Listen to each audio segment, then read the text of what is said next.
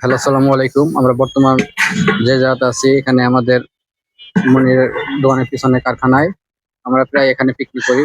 প্রতি মাসেও করি, শীতের সময় করি, খেলাধুলা বলেন, অনুষ্ঠান বলেন, যে কোনো সময় আমরা প্রায় এখানে পিকনিক করি। আগে করতাম হচ্ছে ওই জায়গাতে, এখন আমরা নিজেরা জায়গাটা এখানে বেছে নিয়েছি, যার কারণে আমরা এখন আলাদা ভাবো যে এখানে পিকনিক করছি। জায়গাটা মোটামুটি নিরিবিলি আছে, কোনো ঝাই ঝামেলা নেই, কোনো সমস্যা নেই।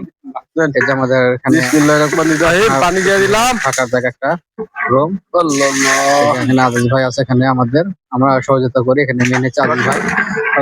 আজিজ ভাই রান্না করে, দীর্ঘদিন সৌদি আরবে ছিল, ওর জন্য কিছু রান্না শিখেছে, অনেক ভালো মতন রান্না করতে পারে।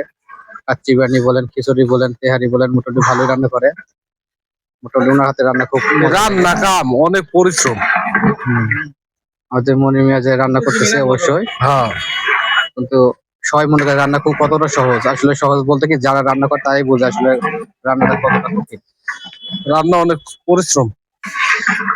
আমাদের সহকর্মী সব চলে আসছে এখানে। এবার বেশি লোক নিয়ে নেই আমরা, প্রতিবারই আমরা 15-20 জন করে হই। এবার নিচে আমরা প্রায় 8 থেকে 10 জন হয়েছে। এবার আমরা নিজস্ব পাতিল কিনে নিয়েছি এর জন্য, কারণ মানুষের কাছে পাতিল চাইতে গেলে অনেক সময় নাই নাই বলে, যার কারণে মানুষের পাতিল আমরা কিনা নিজেরা কিনে নিয়েছি, বড় পাতিল। এটা চুলাও কিনে আনছি নতুন। ওই যে চুলা দেখেন না কোনো।